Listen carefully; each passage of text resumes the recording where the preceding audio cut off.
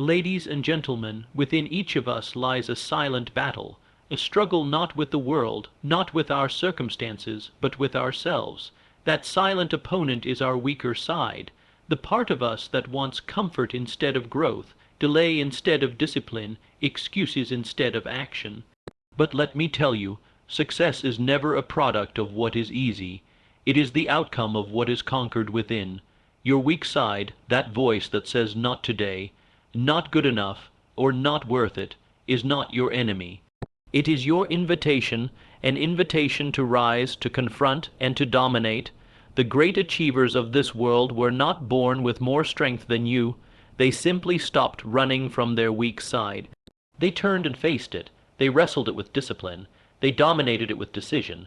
They trained their minds to obey their vision, not their feelings. You cannot master the world outside until you've mastered the world within. That means getting honest. Are you procrastinating where you should be preparing? Are you retreating where you should be reaching? Are you waiting for perfect conditions instead of creating them with persistence? Domination begins the moment you decide that your comfort is not your king. You were not made to surrender to weakness. You were made to rule over it. Every time you silence the urge to quit, you build a stronger mind. Every time you do what you must instead of what you want, you become the architect of your destiny. Remember this, your weaker side is loud in fear, but it is powerless in front of purpose. Dominate it. Control it. Train it like you would train a muscle, because the man or woman who dominates their weak side is not just successful. They are unstoppable. The throne of greatness is reserved for those who lead themselves. And leadership begins the day you stop making peace with your limitations and start making war on them. So rise up, not someday, but now, not halfway, but completely. Dominate your weak side, and the world will step aside. Every weakness carries within it the seed of strength if approached with discipline and desire. This is not just a poetic phrase, it is a fundamental truth of success. In every man and woman, there are parts of the self that seem limited, insufficient, or undeveloped. These weaknesses often come dressed in the form of fear, doubt, procrastination, lack of skill, emotional instability, impatience, or lack of belief. But what most people fail to realize is that within every one of these so-called limitations lies a powerful opportunity, a blueprint for greatness that can only be revealed through the furnace of effort. You see, no one is born perfect. No one enters this world with all faculties fully developed and every advantage laid before them. The truly successful did not rise because they lacked weaknesses. They rose because they learned how to face them, how to study them, and how to turn them into fuel. Weakness is not a curse unless you accept it as permanent, but when weakness is viewed as a signal, a teacher, it becomes the very soil in which strength is cultivated. Every time you confront a weakness, you initiate a process of growth. You start rewiring the mind to think differently. You begin forging new behaviors, developing resilience, and commanding your will. Think about a person who is terrified of speaking in public.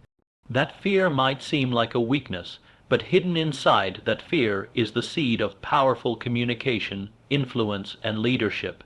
If the person chooses to avoid the discomfort, the weakness wins. But if they choose to study it, to work at it, to stand in front of one person, then 10, then 100, they begin to transform that fear into a skill. It becomes a source of power that was once a source of insecurity. The same applies to every weakness you might carry, whether it is physical, emotional, mental, or circumstantial. The moment you approach it with discipline and desire, it begins to shift. It becomes clay in your hands, waiting to be molded into strength. Discipline is the chisel that sculpts strength from the stone of weakness. Desire is the fire that gives you the will to keep chiseling even when progress is invisible. Together, they form an unstoppable force. But let us be clear, discipline is not punishment. It is structure. It is commitment. It is the decision to show up for yourself even when you don't feel like it. Desire is not mere wish, it is hunger. It is the deep longing for better that refuses to accept good enough. When you bring both of these forces to your weak side, something profound begins to happen. Your self-perception changes. Most people are prisoners of their own story. They repeat the same limiting beliefs about what they're not good at, what they're afraid of, what they've never been able to do. But the truth is, they've simply never approached those parts of themselves with the right mindset. Weakness thrives in neglect. It grows stronger when you ignore it. But when you shine the light of attention on it, when you create routines around it, when you give it your full focus with the intention to change, it starts to shrink. It becomes manageable. It becomes something you can work with instead of something that works against you. Let's take the example of someone who lacks patience. They snap quickly. They lose control of their emotions. They rush through important moments. On the surface, it's a flaw. But if that person recognizes their tendency and brings discipline to it, if they practice pausing before reacting, breathing before speaking, reflecting before deciding, then over time that weakness becomes a refined strength. Patience becomes their weapon. Their emotional responses become measured, calm, and powerful. That strength was always there. It just needed attention and practice to surface. Now apply this principle to your life. Identify that part of you that you often try to avoid. It might be the inability to stay consistent. It might be low confidence. It might be the habit of comparing yourself to others. Instead of suppressing it or pretending it doesn't exist, write it down. Observe it, name it, then ask yourself, what discipline can I apply to this? What small daily action can I take to weaken its grip on me? And more importantly, what is my desire for something greater than this current version of myself? Desire must be big enough to carry you through the discomfort, because transforming weakness is not glamorous, it's gritty, it's repetitive, it feels slow, but that's the exact reason why it works. You are rewiring not just your behavior, but your identity. You are becoming someone who does not retreat in the face of flaws, but rises to meet them. You are becoming the kind of person who does not blame the past, but builds the future with the tools of daily action. Here's what most people get wrong. They think strength is something you're either born with or not. They look at confident people and assume they've always been that way. They see successful individuals and assume they had all the answers. But behind every strong person is a pile of old weaknesses that have been broken down and rebuilt. Strength is not given, it is earned. It is forged in private long before it is recognized in public. And it is earned by those who are willing to look in the mirror without flinching. When you start viewing your weaknesses as areas of potential, your life begins to shift. You stop seeing them as shameful. You start seeing them as instructive. Every shortcoming becomes a strategy session. Every insecurity becomes a challenge to rise. Every flaw becomes a project worth building. And through that process, something remarkable happens. Your confidence grows, not because you've eliminated weakness completely, but because you know how to work with it. You know how to own it. You know how to lead it instead of letting it lead you. And so the question becomes not, do I have weaknesses, but rather, am I willing to dominate them? The tools are available to you: discipline, desire, daily effort. The transformation is not reserved for the elite. It is accessible to anyone who makes the decision to show up differently. You can train your mind like a soldier trains for battle. You can train your emotions like an artist shapes his craft. You can train your habits like an athlete builds strength. Every moment you do, you move closer to the person you were meant to be. Not someone without weakness, but someone who no longer fears it. This is the true power hidden inside your limitations. They are not the enemy. They are the opportunity. If you ignore them, they grow. If you avoid them, they control you. But if you face them with discipline and chase the future with desire, they bow to your will. And in that moment, you don't just become stronger, you become unstoppable. The path to success is not paved with the things you already do well. It is paved with the things you continuously avoid. The parts of you that you push into the background, the ones you believe are too uncomfortable, too uncertain, too painful, those are the very areas that hold the key to your advancement. Success, real and lasting success, is not built upon your strengths alone. It is born from the deliberate decision to turn toward the parts of yourself you would rather ignore and take full command of them. Avoidance is the enemy of progress. Mastery begins the moment you stop running and start facing what you fear. You see, it is a natural human instinct to lean into what feels easy, what feels comfortable, what offers praise and approval. We like to repeat the patterns that bring quick wins. We like to revisit the habits that reward us with little resistance. But true achievement does not lie in the familiar. It lies in the unfamiliar. It lies in the zones of your mind and your character that remain untrained, raw, undeveloped. And the reason most people never rise to greatness is because they build their lives around their comfort zones. They build their self-image around what they already know, rather than what they are capable of becoming. The parts of you that you avoid, whether it's a lack of discipline, the inability to finish what you start, emotional triggers that keep sabotaging your progress, fear of rejection, or the tendency to compare yourself to others. These are not just obstacles. They are messengers. They are telling you where to focus. They are exposing the gap between where you are and where you must go. But if you respond with avoidance, with excuses, with denial, you hand over your potential to weakness. And no man or woman has ever claimed greatness while avoiding responsibility for their own development. There is a difference between talent and mastery. Talent is what you're born with.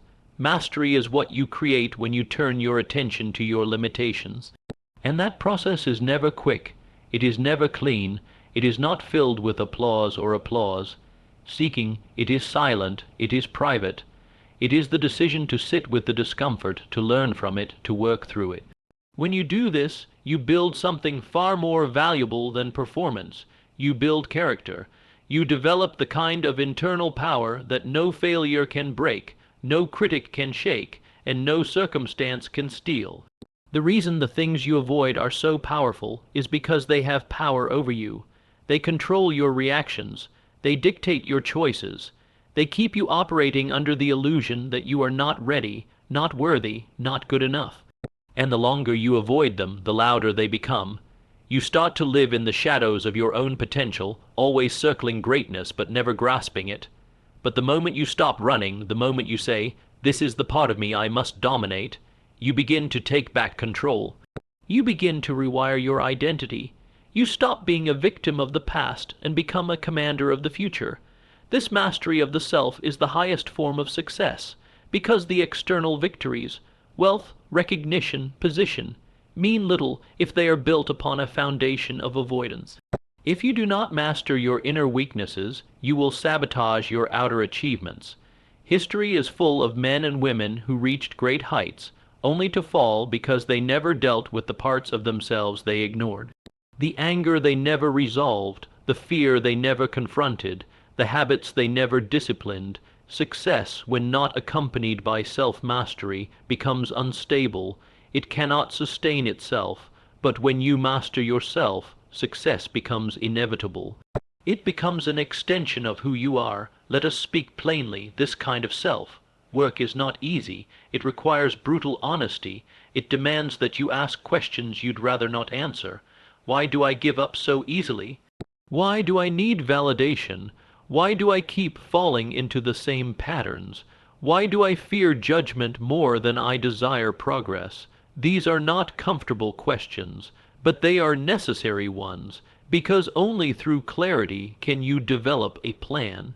And only through a plan can you build momentum, and only through momentum can you build mastery. It begins with attention. You must become the observer of your own behavior, not the defender of it. You must become the critic of your own story, not the victim of it.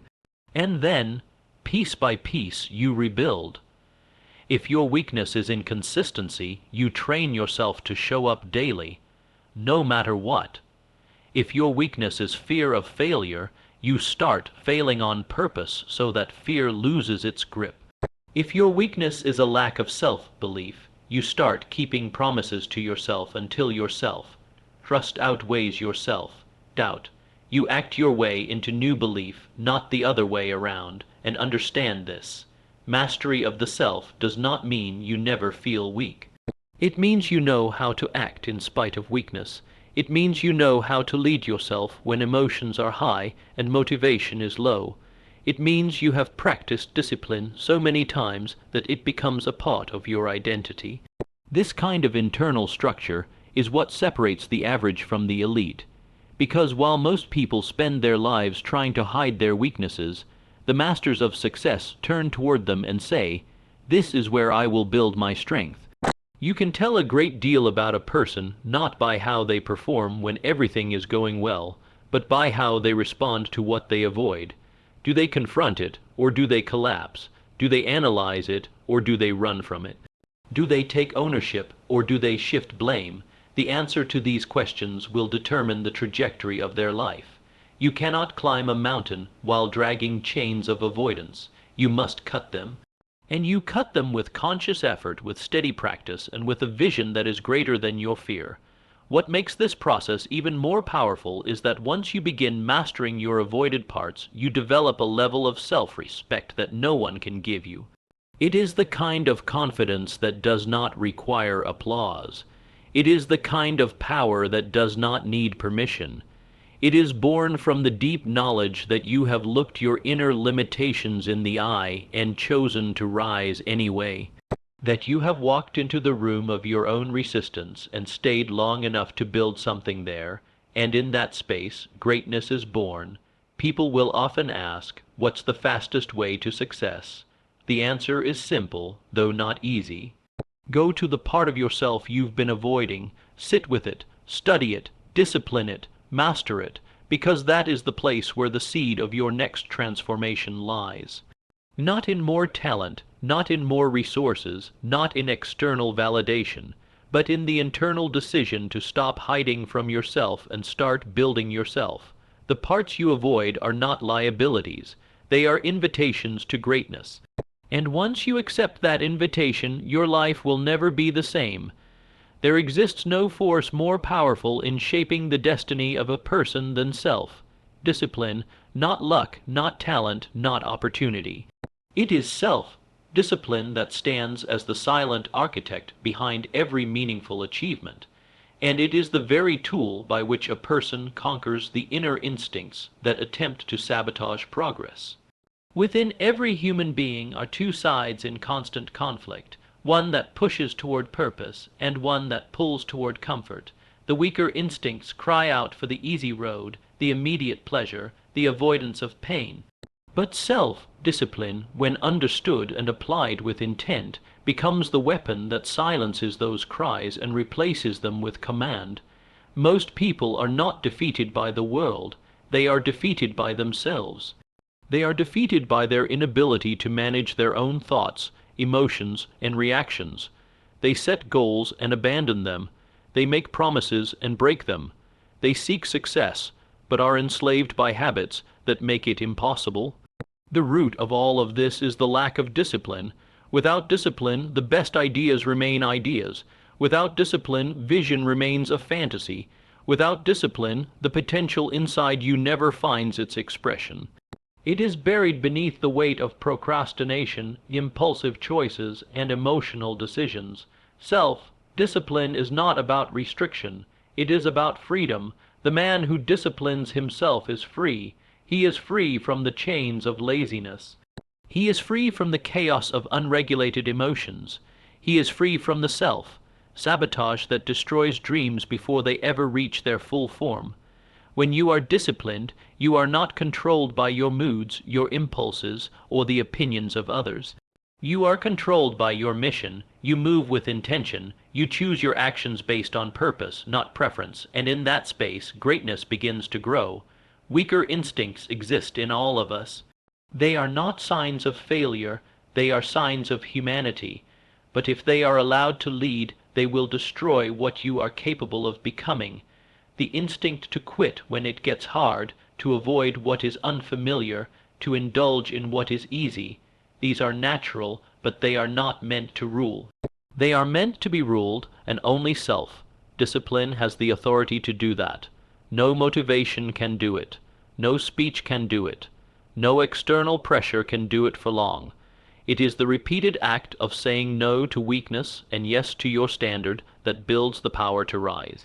Discipline is not born in grand gestures. It is built in daily decisions. It is built when you get up when you said you would, when you follow through on your plan without negotiating with your feelings, when you act according to your goals, not according to your comfort.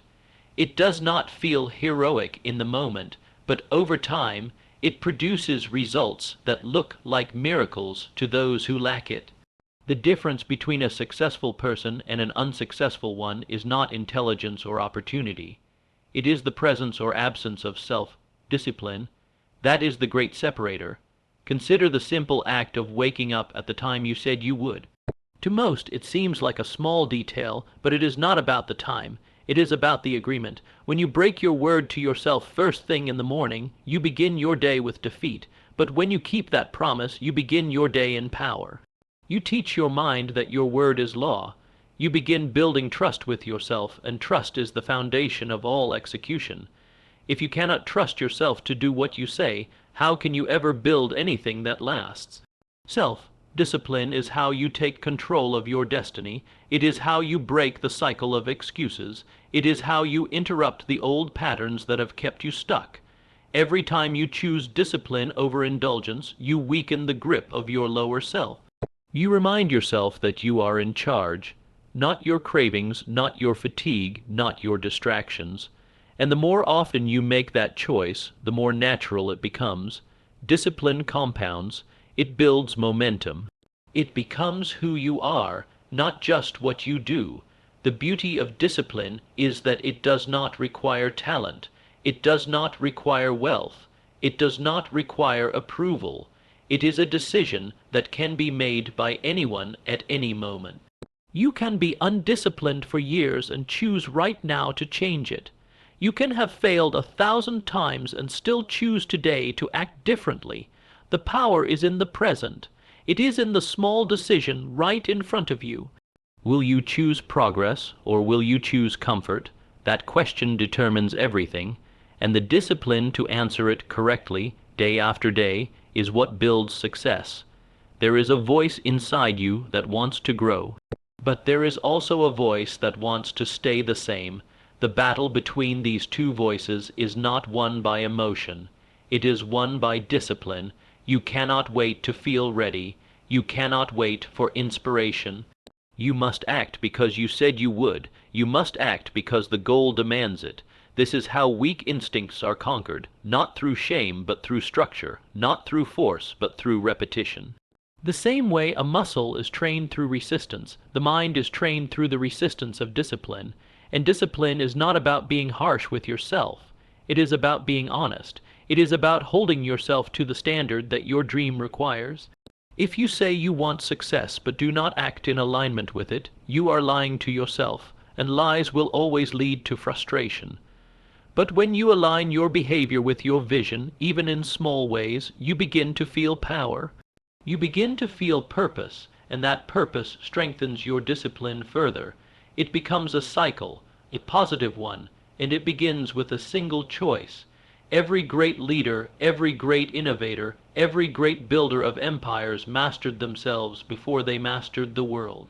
They trained their habits, trained their focus, trained their will, and that training gave them the strength to resist the temptations that destroy ordinary people. That training gave them the clarity to persist when others doubted. That training made them reliable to themselves, and reliability is the secret to sustained success. When you are reliable to yourself, you do not need external motivation. You have internal momentum. This is the truth. The greatest victories happen in silence. They happen in the moments no one sees, when you choose to keep going after failure, when you choose to write the plan instead of scroll the screen, when you choose to train instead of complain. These are the choices that forge champions. They do not come with applause, they come with repetition, and repetition is the mark of discipline. You do not succeed once, you succeed daily, you succeed hourly, you win the battle with your weaker instincts moment by moment. You do not rise to the level of your dreams, you fall to the level of your discipline. That is the law, and the person who understands this, who builds their life on this truth, becomes unstoppable. Because they are not relying on how they feel, they are relying on who they have trained themselves to be. That is the power that comes from self-discipline, and that is the power that conquers every excuse, every weakness, and every limitation that once stood in the way. Excuses are the comfort food of the mind. They are the soft pillows we lie on when the truth feels too hard, the justifications we wrap ourselves in when the heat of accountability becomes too intense. But make no mistake, while they may comfort you for a moment, they will cost you a lifetime. You cannot rise while clinging to your excuses. You cannot evolve while protecting the very habits, beliefs, and fears that keep you small. There is no greatness in defending limitation. There is only delay, disappointment, and eventual regret. Every person who has achieved something extraordinary has one thing in common. They let go of excuses. They stopped justifying why they couldn't and started committing to how they could. They stopped blaming external forces, upbringing, environment, lack of support, and turned their attention inward. They asked themselves, what am I avoiding? What am I allowing? What can I change? And in that moment of responsibility, they claimed their power. Excuses and power cannot coexist. You must choose. Will you defend your limits or will you break them? Excuses sound reasonable. That's what makes them dangerous. They wear the disguise of logic. I don't have time. I'm not ready. This isn't the right season. They have more resources than I do. These statements appear rational on the surface, but beneath them is fear. Fear of failure, fear of judgment, fear of discomfort. And fear, when given a voice, will always dress itself in reason. But no one ever built a legacy on reason alone. They built it on decision. And the decision that changes everything is the one where you stop explaining your limitations and start eliminating them. Every excuse you make builds a wall between you and your destiny. One brick at a time, and every time you repeat the excuse, you reinforce the wall. But when you stop, when you take a hammer to your justifications, when you say no more, you break through. And what's on the other side is not perfection. It's progress. You begin to move, to grow, to stretch. You begin to live not from limitation, but from leadership, because the greatest leaders lead themselves first, and self-leadership begins with the death of excuses. You must understand this. The world owes you nothing. Opportunity does not knock because you wish for it. Success does not arrive because you believe you deserve it. These things come to the disciplined, to the focused, to the person who dares to step forward even when every part of them wants to step back. And you cannot step forward while dragging the weight of excuses behind you. They are heavy, they are sticky, and they slow you down. If you want to rise, you must let them go. You must trade them in for commitment, consistency, and courage. Most people never become who they could be because they are too committed to the story of why they can't. That story becomes their identity. It becomes their shield, and though it keeps them safe from risk, it also keeps them trapped in stagnation. Ask yourself, what story have I been telling myself? That I'm too late. That I've failed too many times. That I need someone else to believe in me before I believe in myself. Whatever the story is, it is not the truth. It is a lie rooted in fear, and you must have the courage to rewrite it. It begins with language. Watch your words. Excuses hide in language. Pay attention to how you speak about your goals. Do you say I'll try instead of I will? Do you say someday instead of today? These subtle shifts make a world of difference because your words shape your focus, and your focus shapes your results. Speak with power. Speak with certainty. Speak as someone who takes ownership, not someone who avoids it. When you take full ownership, you take back full control. There is no honor in being realistic if your version of realistic is just a clever way to avoid responsibility. The people who change the world are rarely realistic. They are relentless. They are unreasonable in their standards, in their discipline, in their belief that excuses are simply the exit ramps for the weak. And they refuse to take those exits. They stay on the path. Even when it's hard, even when it's slow, because they understand that success is not a sprint, It is a series of decisions made daily in the face of resistance. You must learn to recognize the difference between a real obstacle and an excuse. A real obstacle is something that challenges your creativity, tests your endurance, and requires problem solving. An excuse is something you accept as final. It is the dead end you choose when continuing forward feels too uncomfortable. And that choice, the choice to stop, is always yours, but so is the choice to continue. So is the choice to say, I will find a way. Excuses close the door, ownership opens it, and the one who walks through that open door finds new strength, new possibility, and new identity. There is a price for every excuse you make. You pay it in wasted time, in delayed dreams, in the erosion of your self-respect, because deep down you know when you've given less than your best. You know when you've let fear disguise itself as logic. And each time you do, a part of you begins to question whether you're really capable of more. But the opposite is also true. Every time you reject an excuse and take action anyway, you build your confidence. You build your trust, and trust in self is the foundation of all success. You do not rise by adding more knowledge alone.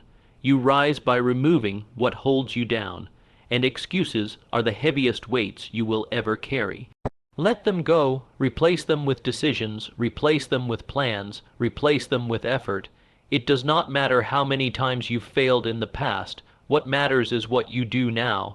The present is the most powerful place you will ever stand, because it is the only place where change happens. Choose to rise, choose to act, choose to do the thing your excuses have told you is too hard. Many will never understand this power because they are too loyal to their limitations. Do not be one of them.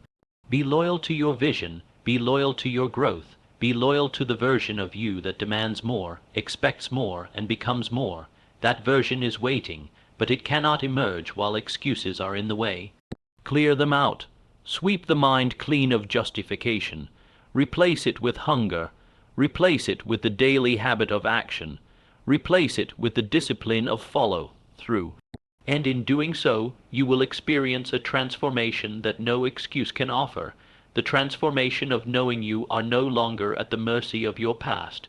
You are no longer owned by your weakness. You are led by your vision, guided by your will, and fueled by the kind of commitment that makes results inevitable. That is how you rise, not with more permission, but with fewer excuses. Ladies and gentlemen, progress is not a comfortable process.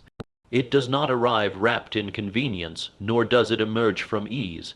Progress, real and lasting progress, begins the moment you stop hiding from discomfort. It begins when you turn toward the very pain, challenge, and resistance you've spent your life avoiding.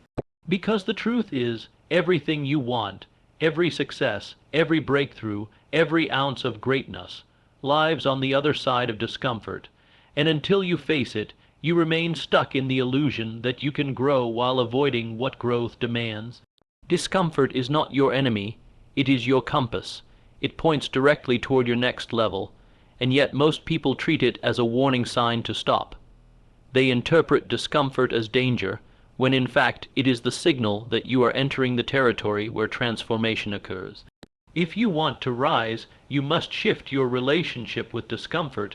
You must stop seeing it as something to fear and start seeing it as something to follow, because no one has ever built a dream by avoiding the hard parts. They built it by walking through them. Consider the person who avoids speaking up because it makes them anxious. What they are really avoiding is the discomfort of exposure, of being seen, of possibly being judged. But in that avoidance, they also avoid opportunity. They avoid growth. They avoid leadership. The person who refuses to wake early and train is not just choosing rest. They are choosing to remain the same. The discomfort of discipline is the doorway to confidence. The discomfort of effort is the path to mastery. You cannot separate the discomfort from the outcome. If you want one, you must accept the other. Discomfort is the currency you pay for progress, and the more willingly you pay it, the faster you advance. Those who avoid discomfort delay their potential. They live in waiting, hoping for a time when the path becomes easier, when the challenge becomes less painful, when motivation magically arrives. But that time never comes. Comfort is not a launch pad, it is a cage.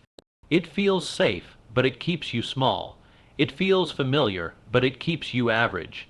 The decision to pursue comfort is the decision to reject growth. There is a dangerous lie in the world today that tells people they must feel good to perform well, that they must feel confident to take action, that they must feel ready to begin. But feelings are not reliable leaders. They shift with the wind, they bow to fear, and if you wait to feel right, you'll wait forever. Progress demands that you move in spite of discomfort, not in the absence of it. Courage is not the elimination of discomfort. It is the decision to keep going even when discomfort is loud. There is no mental toughness without discomfort.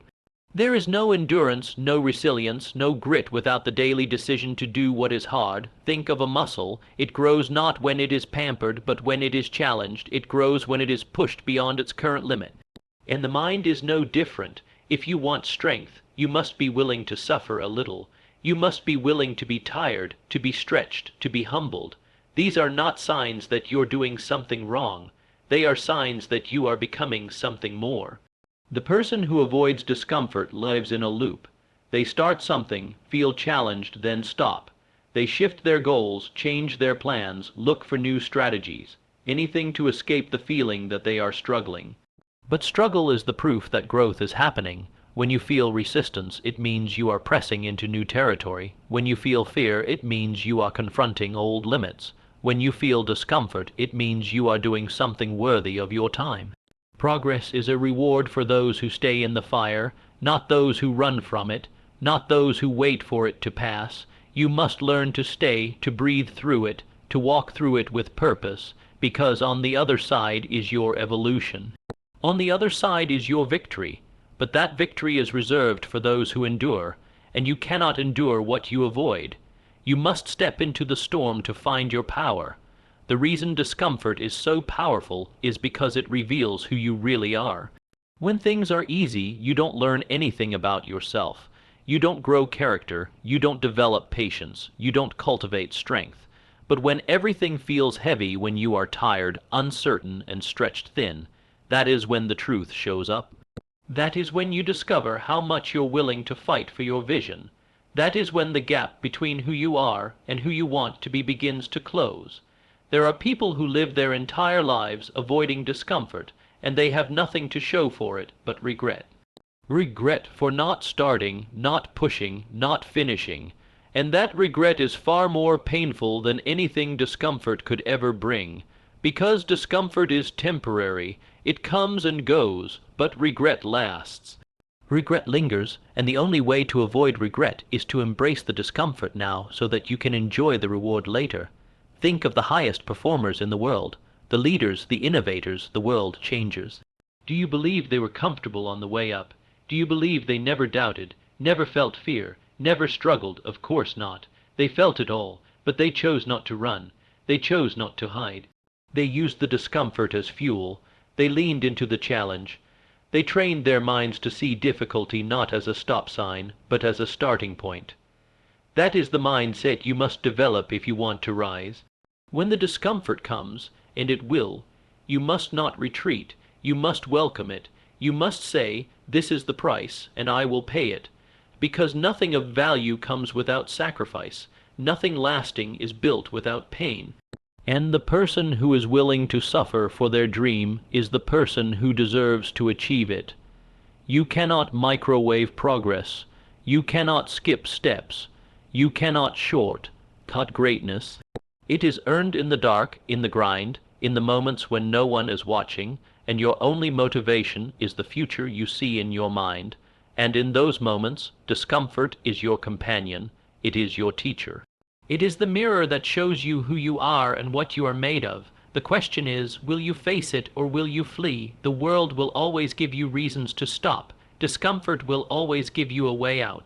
But champions are those who say no, no to the easy path, no to the short-term relief, no to the temptation to shrink. They say yes to challenge, yes to discipline, yes to growth, and because of that, they rise above the crowd. Not because they were more talented, not because they were luckier, but because they had the courage to be uncomfortable longer than everyone else. Do not wait for things to get easier. Do not wait for the fear to vanish. Do not wait for the confidence to arrive. Begin now. Begin in the discomfort. Begin with the doubt. Begin with the sweat, the uncertainty, the tension, because that is where your power begins. Not when you feel ready, but when you decide that readiness is a myth and action is the only thing that matters. Every step you take through discomfort builds a foundation that no one can take from you. You become stronger, bolder, more capable.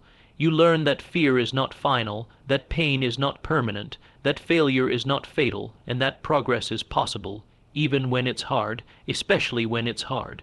Because that is where the most valuable lessons lie, not in the comfort zone, but beyond it. So make your decision. Choose to grow. Choose to push. Choose to rise. And understand that the discomfort you face today is shaping the greatness you will embody tomorrow.